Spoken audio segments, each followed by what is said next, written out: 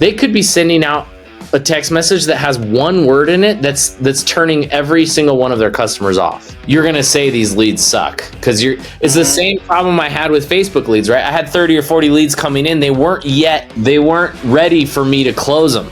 AI is here to serve us. Like, it's not like the humans we're all gonna like submit and be like, okay, we're all just gonna die now and robots are gonna take over. Like, the home services industry is changing, and the business owners who adapt will lead it. We bring contractors and industry leaders together to break down what's actually working. Data, operations, and strategies that drive results. This is Beyond the Truck Roll.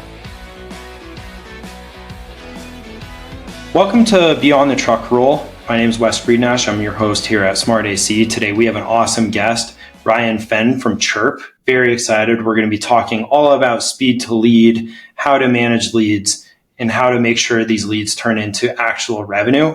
So that's a little bit about what we're going to talk about. We're also going to get into like data behind speed to lead, where HVAC companies lose leads, and how automation and AI can help close the gap.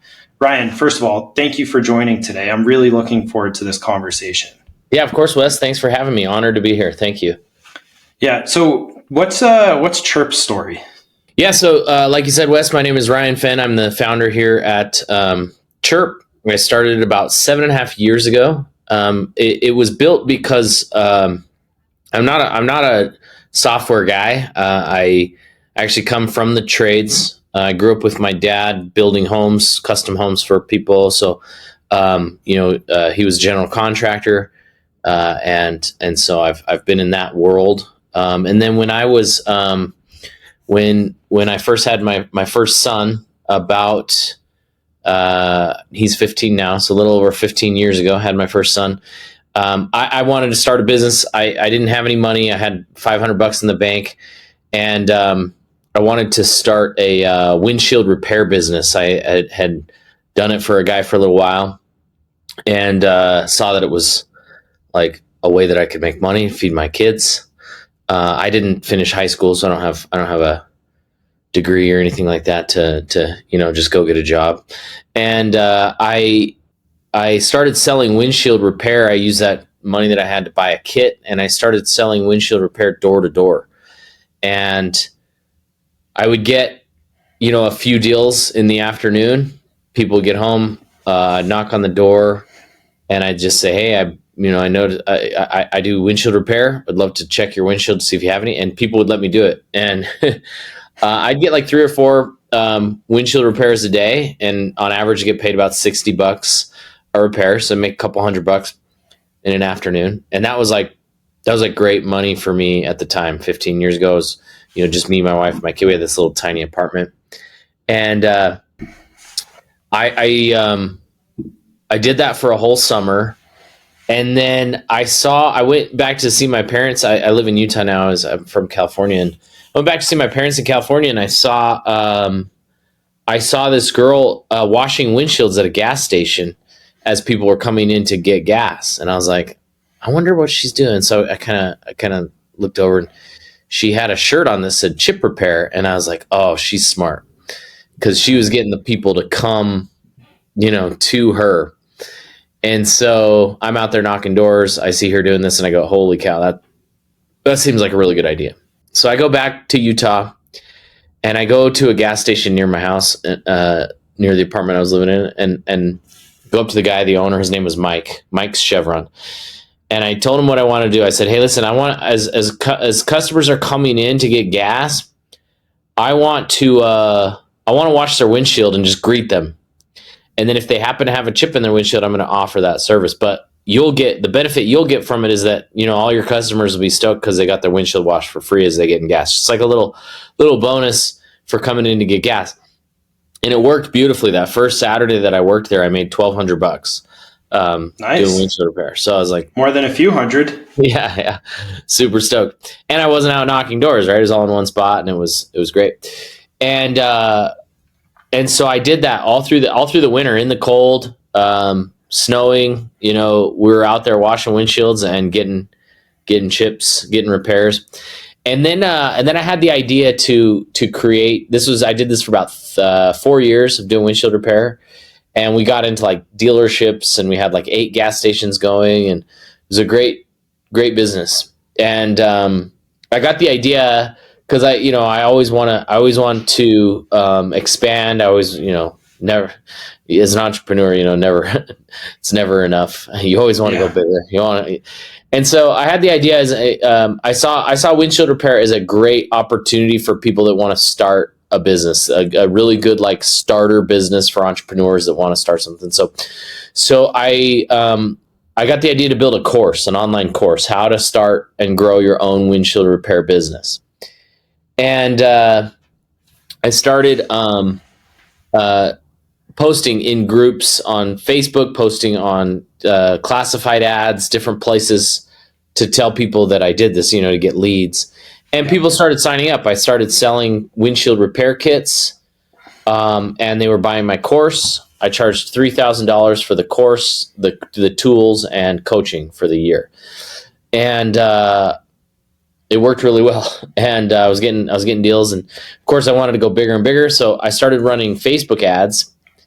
And I was getting leads from Facebook ads. They were coming in for really cheap, about $1 a lead, but they weren't converting. They were like really top of funnel leads that were like, and I didn't really know how to convert them because I would call them, and they would sometimes answer the phone. But it was like, man, I'm getting dollar leads, spending $30 or $40 a day. That's 30 or 40 leads a day, and trying to keep up with these leads became really impossible.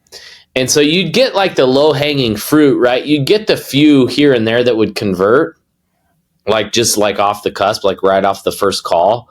Yeah. But most of them required like nurturing and more of an education on what I was offering and to bring them down the funnel, and I struggled to figure out how to make that happen. And then I started texting the leads as they came in, and that was easier than calling. I would just text them, and they would say, "Oh yeah." And then I started, realizing that everybody I was talking to was getting the same pitch. I was saying the same thing over and over and over again, right? So I said, "Well, why don't I do a video of me, explaining it?" And so I did a 45-minute webinar, and I recorded it. And then every time somebody would come in, I would send them a text message that asked if they were interested in the windshield repair business. If they said yes, I'd say, great, watch this 45-minute video, and then let's get on a call and discuss it. That was the nurture process that took them from, I don't know what you do, to shut up and take my money. Like that was the funneling process, right? And when I discovered that, I was like, oh, okay, all right, I see. Because people will complain about like the quality of like Facebook leads, or they'll complain about any quality of lead, but what they're not realizing is that these leads are coming in, and there's a gap between I want what you have and I don't know who you are. Like that gap, you have to bridge that gap, right? And to close that, and so people go, oh, I don't want to advertise on Facebook because they're not searching for it. And it's like, well, there's this huge opportunity of people. And all you have to do is figure out what that gap is. And once you can figure that out, you have an unlimited amount of leads, right? And so once I figured that out, the business just started cranking. And I did like $2 million in course sales. And so I learned that's when I learned about lead conversion. That's when I started to understand the concept of taking somebody from not knowing what you are to a closed deal. And so, of course, at that point, never enough, right? Want to go bigger, want to go better. And so I said, well, if this is working for me, like how could I make this work for other businesses? I'm sure that the same concept, the same process would work for other businesses. And that's when I got the idea for Chiirp to create, because I had been building like automations to make this happen, building text messages to go out, figuring out how to make them go out at the right times. And so that's when it was like, okay, cool. Let's build a software where people can use it to follow up with their leads, to turn them into customers, a lead conversion tool. And it wasn't until later that I really realized like how powerful that like positioning is, because you've heard it, Wes. You've heard it 1,000 times. The fortune's in the follow-up, right? Everybody's heard that. Yeah. It's like the most like cliche sounding thing in business. And so we almost forget how important it is because we've heard it so many times. And what ends up happening is we hyper fixate and focus on lead generation, and we leave the most important part out, which is the lead conversion. And we just take the low-hanging fruit, the easy ones, like I said, that are easy to convert, they're ready to go. We take those and we neglect the others that may take a little extra effort to convert by nurturing. And what ends up happening is people who do take it seriously are able to spend more money on marketing because they're converting at a higher level. Does that make sense? And so when we look at like Google ads, Facebook ads, all these things, they're driven by the market, right? They're driven by what somebody's willing to pay for a lead, right? HVAC guy number 1 is willing to pay X dollars a lead, and HVAC guy number 2 is willing to pay X dollars a lead, and it comes down to how much they're making per lead, right? And so if this guy's making more per lead, he can spend more money, therefore the cost, the auction bid to get that click is going to be higher. Does that make sense? Yeah. And so the guy who isn't converting at the highest rate can't compete, can't spend as much money on ads, and wonders why he can't grow his business. And it's largely because he hasn't put a system in place to have maximum conversion. We see it all the time. There's home service guys all the time that are like, how in the heck are other people paying this much money for, leads? I don't get it. I don't get why they can spend so much. And it's like, well, it's because they have a system in place that converts leads at the highest level.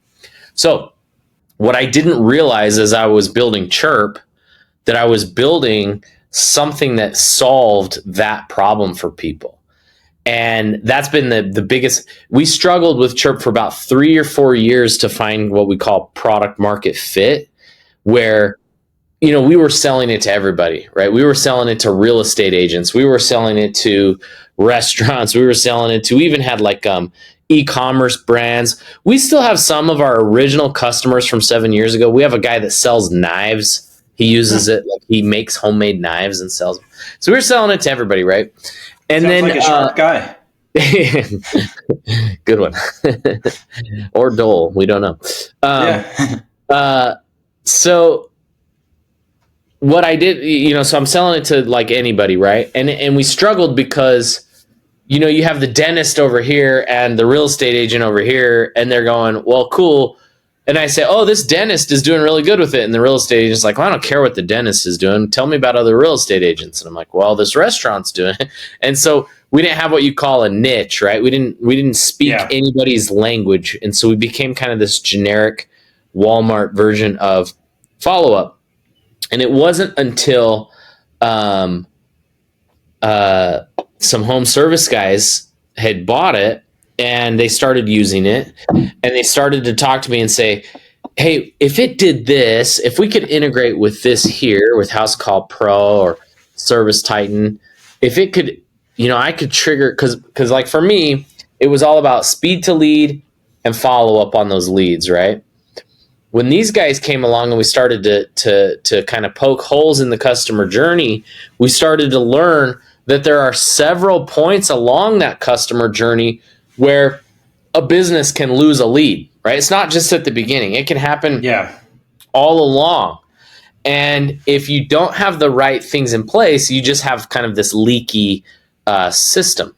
And so what we did with these home service guys, we started to discover like, oh, that's a drop off. There's a drop off. There's a drop off. Let's put triggers in place so that if those drop offs happen, we follow up with that lead. And so it became not just speed to lead, not just follow up, but speed to lead, follow up here, follow up here, follow up here, to make sure that the customer is smoothly going through the customer journey without the manual effort that it takes for an owner to do that.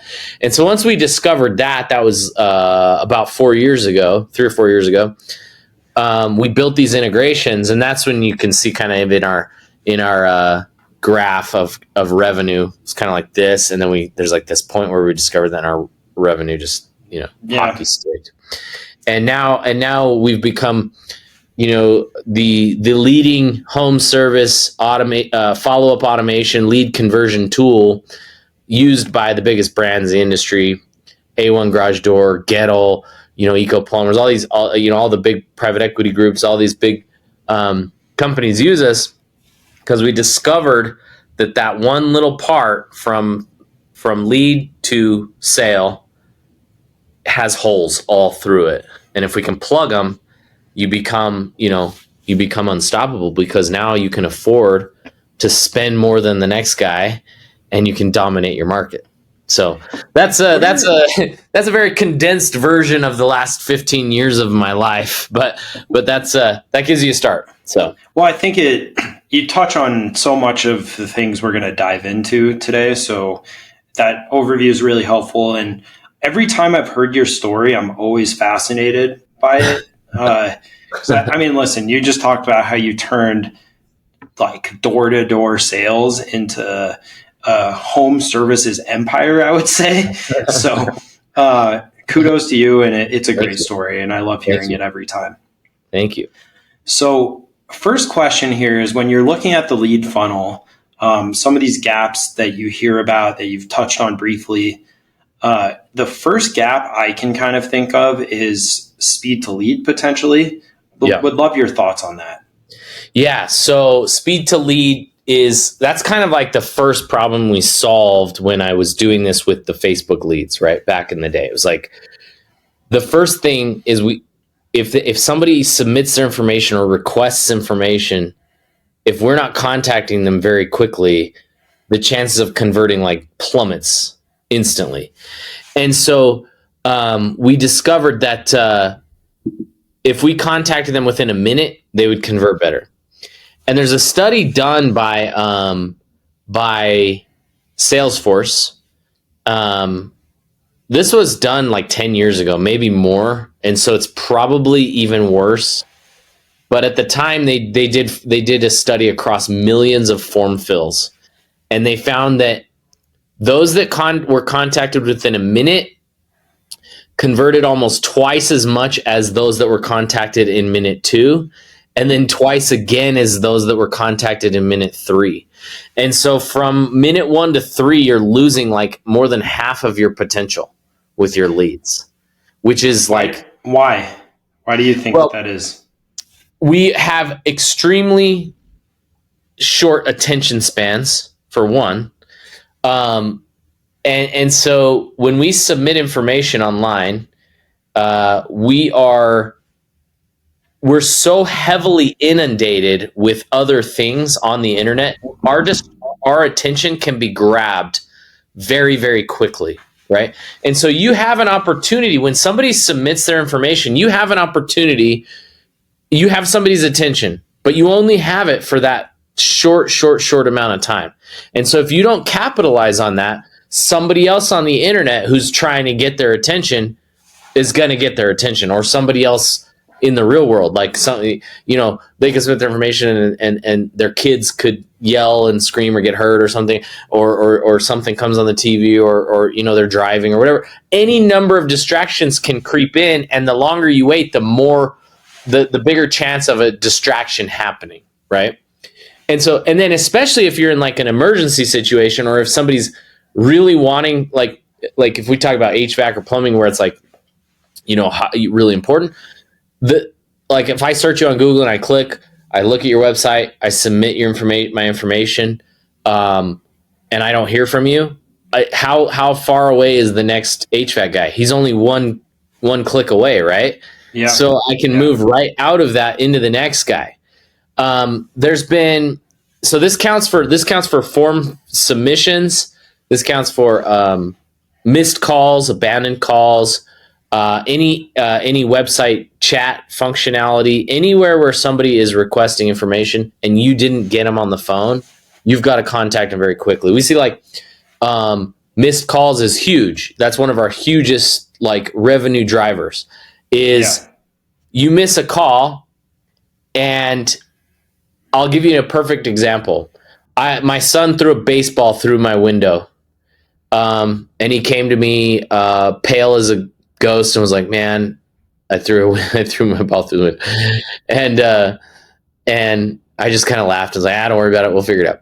And so I go on Google and I search, glass repair, residential glass window repair. And the first guy pops up. I click, I call. He misses the call. And I'm just about to click the next guy, and a text message comes through, and it says, "Hey, this is Jacob with such and such glass. Sorry I missed your call. I'm just with a customer. I'll call you right back." And I was like, "Oh, I don't want to call this next guy and then have him call me back. I'll just wait for him to call me back." It was enough. It was like this intervention that just happened just in time to block me from going to the next guy. Just this text message slid in and it blocked me, right? Yeah. And it's like if he had waited 30 seconds, I would have clicked that next guy and I would have been on the phone with that next guy. And I would have gone with whoever answered first. I couldn't care less about. It's like, my window's broken. Who's going to be the first guy that can come out? Just want it fixed. You want someone out there to take a look at it. And I don't have any brand loyalty to some glass guy where I'm like, no, this is my glass guy. When we saw that, it was like, oh, okay. People are missing these deals, and we're always just amazed at how many deals people are missing because of missed calls. We have a company called Eco Plumbers. They did like $300,000 in recovered revenue from missed abandoned calls when they first implemented this campaign into their business, because they didn't even realize that they were missing those. They didn't even know they were missing them. Yeah. And so, I think they knew they were missing them. They just didn't know, how much they were actually missing out. And so that alone, so that speed to lead alone makes like what we do 100% worth it. Like if you use Chiirp just for that 1 second, that 1 minute between lead and contact, it would be worth it. But we have stuff for the whole customer journey, but that's like that alone. And then you talk about and you asked me like, why is it that they lose attention? And I said that the Salesforce study was done like 10 years ago. 10 years ago, we had attention spans. I can't get somebody to watch a 45-minute webinar now. I can get them to watch 10 minutes if I'm really good, but 45 minutes, I can't get them. So our attention span has shrunk and shrunk and shrunk. Mm-hmm. And now with TikTok and Reels, like people just want quick stuff. Well, our attention spans are wasted. Mm-hmm. That's why I say the minute is probably even shorter than it was, shorter now. But we talk about this with also with lead aggregators. So you have like an Angie or Thumbtack, Modernize. You have Yelp leads, Google LSA, all these places where leads are coming in. And not only are you competing against that minute of losing their attention, you're competing against 5 other contractors or however many they sell the lead to get to them first. So there's two battles there. We've got to beat the attention span, and we've got to beat the next contractor. Yeah. And so without a direct integration, because for example, with Angie Lead, we can capture the lead and start the automation before the email even hits the other competitor's inbox. So we've already started It's valuable.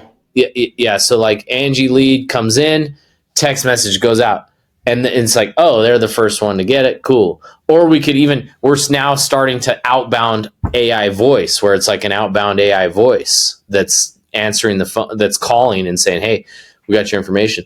So the principle, when people go, oh, are you AI voice or are you text messaging or what do you do? It's not, we're an automation platform. The principles are all the same. It's whether or not we're contacting the leads at the right time, whether that's with text message. Text message is still the top converting tool. People want to do that. For phone, now we can do AI voice. So the principles are all the same. It's when these things are happening. When are they happening in the customer journey? Are you getting the call out to the person fast enough? You could have an AI voice system, but without the experience that we have, you wouldn't know when you need that to go out. When do you want to follow up? All these different things. And so we find, I always say that when they ask that, it's like, are you an AI? What do you do? We say, we're follow up. We help you follow up. And then we use those tools, what you talked about, voice, SMS, all these things. Those are the tools we use, but we're a platform to help you kill, follow up. We want you to crush follow up. Yeah. So, so quick. Well, first thought is it's interesting on the lead aggregator example. Like this is something you hear a lot in the home service industry. Just like people hate these lead aggregators because they don't win a lot of these jobs. But I would imagine the ROI on these lead aggregators are much higher when you have the proper follow-ups in place.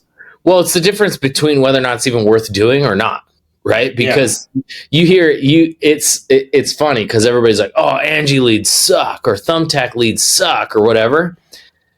And then you see other guys that are like, oh, we love them. And you're like, well, why do you love them? And these guys hate them. Like, what's the difference? And you ask, and inevitably they're going to say, well, we have a system in place to convert those leads. Like, if you're just going to sit there and wait for an Angie lead to come in, and then when it comes in, tap it, try to call it, you're going to say these leads suck because it's the same problem I had with Facebook leads, right? I had 30 or 40 leads coming in. They weren't ready for me to close them. They needed me to close that gap, right? And so if I had sat there on 50 leads a day trying to close that gap, I would have said these leads suck. But I use automation to find the low-hanging fruit, to capture the leads quickly, educate them, and get them to book. And if you do that systematically, the leads all of a sudden become worth it. So let me ask you this, just shifting a little bit. Let's take a lead funnel, right? We're talking about top of funnel issues when it comes to speed to lead, how to solve for that. What are some other gaps that your average HVAC company has, let's say, once the lead is already kind of semi-interested or not? Well, we start at speed to lead, right? That's the first minute of the customer journey. And then we convert as many of those as we can. And then, of course, there's ones that didn't convert, right? There are leads that didn't close on that first contact. And then what most companies do is they give up at that point, or they might follow up once or twice, right? They might call the lead once or twice again. And then if they don't get it, they're on to the next thing. And that's where the magic is. That's where when people say the fortune's in the follow-up, it's because it's hard to do. And what do we find in business? It's like the money is usually in the place where people are avoiding, right? Where they're like trying to get away from it, right? It's like where the hard work is, that's usually where the money is. And that's where the money is in lead generation, is in the follow-up. It's where people go, I don't want to do that. And the guy that's willing to do it is the one that's going to make the money. But the problem is you can't really do it effectively manually. You can't keep up with the leads. And so we systemize the follow-up. We drip messages on those that don't convert from multiple channels: text message, email, voicemail, voice AI, to follow up consistently so that those guys that are, maybe 7 to 10 days out from making the decision, we're staying top of mind during that 7 to 10 days. Because there are guys that will not sign up with a company by principle on the first call. They're going to research, they're going to call 10 people. They have like methods of how they do things. I'm different. Like, I'll call the first guy, whoever answers, I'm going to go with that guy. Yeah. Some people, their mindset is, I'm going to find the best deal. I'm going to talk to 10 people. And they have a system in place. And if you don't stay on top of it for that 7 days, they won't, or however long it is, they won't convert with you. They're going to convert with somebody else because they're going to get a job done. They have a job to get done. Yeah. And so they're going to convert. Whether it's with you or the other guy all comes down to whether or not you, followed up and stayed on it. Yeah. And so we stay on top of those leads. Now that's the first part, is we want to convert as many of those leads as possible. And when I say when companies call, they're like, oh, I follow up. I'll call once or twice and I follow up. To get maximum conversion, you have to follow up. There's like people that'll argue these numbers, but some will say 18, some will say 10, but like somewhere between 10 and 18 touch points is emails like or calls. emails, calls, or just text. touch points. So Okay. this could count like for like a billboard on the freeway could count as one of those touch points, right? But they need to see it from like different angles, right? Yeah. And so if you're not getting those 10 touch points in, you're not maximizing conversion. If you're only calling once or twice and then you're done, you might get a couple more, but you're leaving more on the table. And so we focus on that first part, lead conversion. Then we want to move into, we've converted the lead into a visit to the home. We get an estimate, but those don't always close. We give an estimate, and then what ends up happening? They go cold, they go dark, they don't answer, and we don't do anything about it. We have so many people come into Chiirp where they go, I have like 6 months of open estimates I haven't done anything with. And we go, let's start there. Let's reach out to those six months. Just let's blast out some messages to them and see if we can get them back in the journey. And like, we have guys come along and like out of nowhere, boom, $50,000 in unsold estimates just closes. We have guys, it's like a follow-up will go out 6 months later. And the customer will be like, oh, you know what? Yeah, I have been meaning to get that done. I do need to get this done. And they finally end up doing it. And it's like, wait, what the heck? Had you not just dropped that one little message, right? That one point 6 months later, they never would have come to you. They would have just looked up somebody else again, right? And so we follow up at the beginning. We follow up with estimates. We call this estimate rehash. We make sure that every single estimate is consistently being followed up with and methodically. This is really important. We don't just follow up with estimates. We see what the estimate is, how much it was for, business units, job types, all the different things that create the invoice, and then we have specific campaigns for those types of things. So we're not saying generic follow-up, right? We're saying, hey, we came out and we quoted you for this thing. Like, let's talk what's going on, and we can have more aggressive for like higher ticket, less aggressive for low, different cadences for those follow-ups. So those would be like the two main, like really big low-hanging fruit. Like a company, if they're not doing that well, we can slide in and just go immediately start increasing. Yeah. So. Quick follow-up on that. Do you think let's say you're taking an estimate that is outstanding that hasn't closed yet. Do you think the number of touch points is more important or the messaging? So messaging is extreme. I can't emphasize this enough.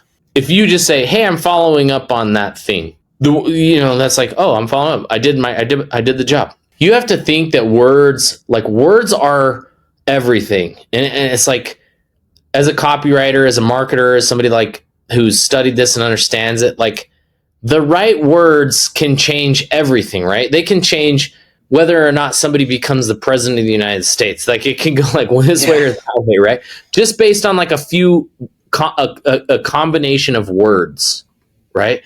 And that's crazy to think how much power words have. And so when people think they're doing the job, they could be sending out a text message that has one word in it that's turning every single one of their customers off, right? They could be going, "Hey, I followed up with that guy and he never converted." And there could be one word in there they just didn't even know that it's like that one word made the customer go, "Oh, that kind of rubbed me the wrong way," or like that it had like the wrong, because when we read text messages, some people you've sent a text message that was totally misinterpreted, right? In your life. For sure. Happens. Where somebody's like, "Whoa, dude, why are you being such a jerk?" And you're like, "Wait, what?" I was totally, that was not my intention at all. And so we can do that in our messaging as well. And so what we're doing to combat that and to understand it even deeper, I didn't realize I was even doing this, but this is kind of something I wasn't really planning on talking about. I'm pretty excited about this though. Over the last 7 years, my system has been sending text messages, about 100 million a year in text messages. Okay. Now, I never thought that data, we'd be able to do anything with that data. But imagine this now. I've now taken those hundreds of millions of text messages, I've compiled them into a database with all of their information, what time of day they went out, what day they went out, what words they used, what was the outcome. And now I'm having AI analyze all of those messages, and it's going to spit back like what words worked, what words didn't, what things worked. And it's giving me all this data. And now we're going to be able to start using that to help people craft better messages in their follow-up, right? And say, oh, you know what? Every time this message went out with this phrase, it ended in a no. So let's not use that phrase, let's right? Change this up. Yeah. Do you see people ever like, because I know automation's a big part of this. Do you see people ever like putting in a purposeful grammatical error or something to make it seem human? Yeah. Oh yeah. 100%. And that's what I usually tell people is I say, like, if you don't know, your best guess is to just type it out how you would say it to your friend. Like type out a message as if you were saying it to your friend. And you want text messages when you send them to sound like you. If you're the kind of person that makes grammatical errors, then make grammatical errors. That's fine. Like, but don't fake it. If it's not you, don't fake it. Like, yeah, I would just say make it sound like you as if you were texting a friend, and then you'll have pretty good results. And that could be different for everybody. And so, I do kind of say don't overthink it too much. You don't want to sound robotic, but try to sound like you are just texting your friend. So if somebody says, and especially if you're talking about like deals or things like that, you never want to send a text message. It's like, hey Wes, you've done HVAC business with us in the past. We're currently offering a 50% discount for anybody that comes, like some kind of like really promo-y, spammy sounding text, right? Way more effective is going to be, hey Wes, it's Ryan here with Wasatch Heating and Air. Just wanted to let you know we've got some guys coming out this week. Was wondering if you wanted to get a tune-up done on your system, right? Like that's going to be way more effective than a spammy, promo type message. And so when I always say this, whatever medium you're communicating in, communicate in that language. So if you're on social media creating an ad, create something that somebody on social media wants to see. What are they on social media for? They're there to be entertained, to be distracted, to, catch up on things. They're not there to be sold anything. So don't try to sell them something. Try to give them a piece of social media content that makes them feel good, or makes them, like ASMR, you know what that is, where it's like catches their eyes. That's why they're on Facebook. If they're in a text message conversation, they're not there to be, spammed a promo. They're used to talking to their friends there, so talk to them like a friend there. If they're in their email inbox, then that's a place where people expect to be, given that kind of treatment. So for each type of place you're at, try to communicate in that language. Makes sense. It's probably much easier said than done. But for sure. Yeah. I've seen some really good stuff, especially on TikTok, where just really creative things. And it's the stuff you remember too. Like I don't remember the advertisements that hit my feed that are clearly advertisements, but I can remember the ones that are really unique. Right. Oh yeah. Definitely easier said than done. And what I really like, as much as AI is like a threat, AI can give you it can turn you into superhuman. Like if you allow it, you don't want to go on there in AI and go, write a commercial for me, write a social media post for me, but you want it to inspire you. And so you ask it the right questions. Good input equals good output with AI. Right. And so if you start going, help me understand how to better write copy the way that Russell Brunson does, or the way that this guy does it, and like have it educate you so that you can, instead of just asking it, write me this for this, it's not going to be that good, right? But if you allow it to educate you, everything's at your fingertips right now to learn whatever you want to learn. So, let me ask you about that a little bit. Where do you think, all right, let's take the future of home services a little bit. Where do you think the role of automation versus AI versus human touch points will ultimately end up? Like, what do you think, if you're going to predict? Yeah, so it's definitely like a crystal ball prediction. I don't know. But I do think that, the doom and gloom, I think that's not well founded. Like, I think people are going, AI is going to take all our jobs. It's like, well, AI is here to serve us. Like, it's not like the humans we're all going to like submit and be like, okay, we're all just going to die now and robots are going to take over. Like, its purpose is to serve us. So I don't buy into the doom and gloom, but there is some, like, definitely, like, I would buy into the doom and gloom if I was not willing to participate. If I was to say, I'm not gonna support or be part of AI, because I look at people who are not doing it and the people that are like advancing their minds very significantly, very quickly. Like, I'll give you an example and then I'll draw it back to your question.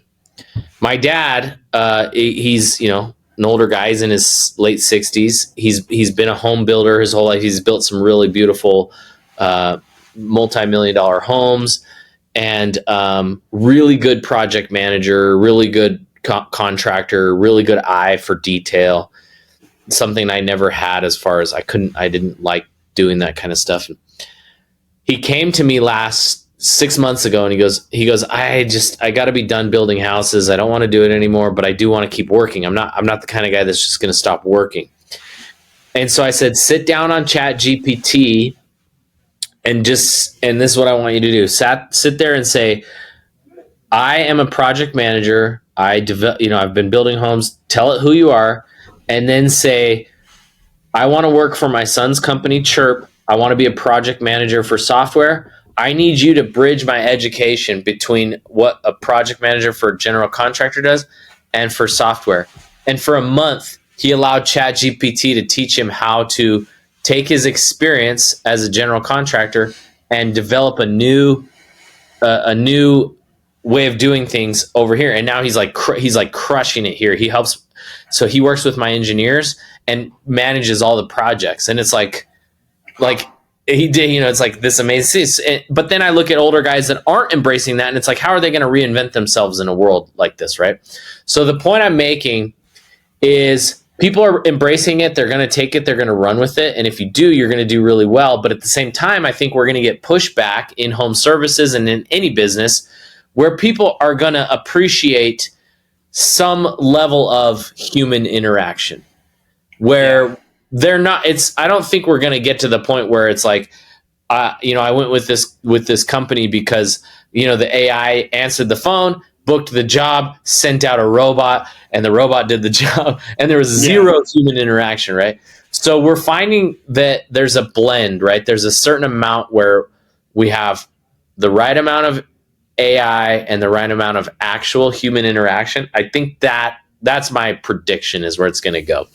And people will start to pull back and go, nah, I want to talk to a real human. Or because, we're in like this trust recession. People, once they find out that it's AI, if you're trying to fool them, if you like actually try to say like, no, I'm not, the AI is like, no, I'm a real human, and they find out, they're going to be super pissed, right?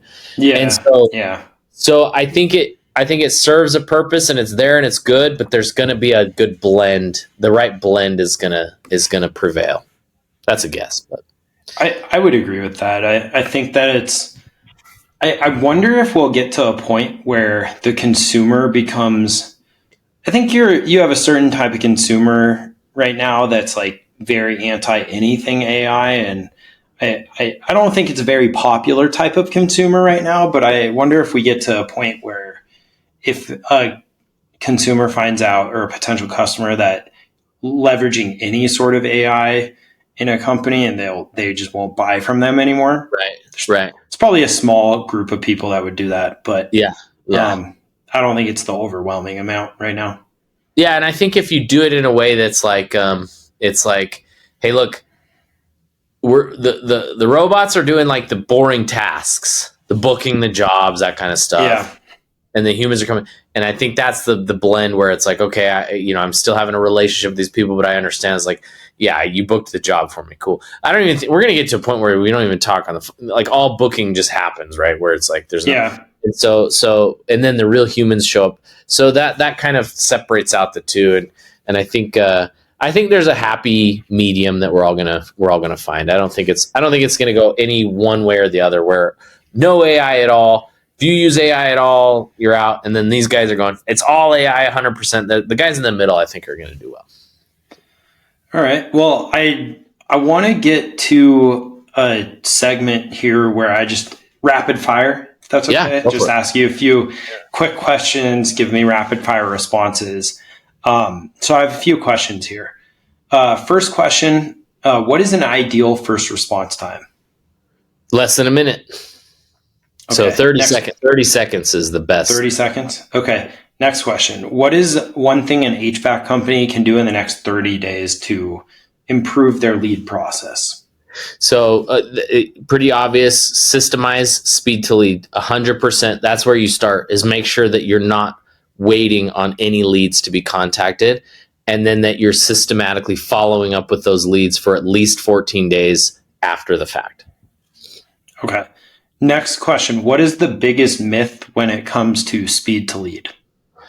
The biggest myth, well, and I wouldn't say that it's like a myth. I would just say that people subconsciously think that 3 minutes is a small amount of time. They think that, oh no, we'll talk to them and go, do you contact your leads quickly? Oh yeah, within 5 minutes. Oh, you're not contacting your leads quickly.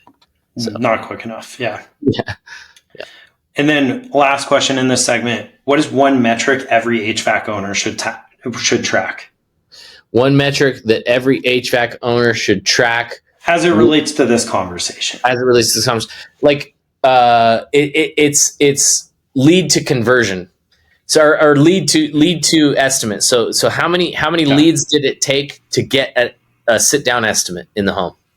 And if you can see that number, if you could say, if I get 100 leads, 60 of them, turn into an appointment, or 40 of them turn, whatever it is, who knows what the number is.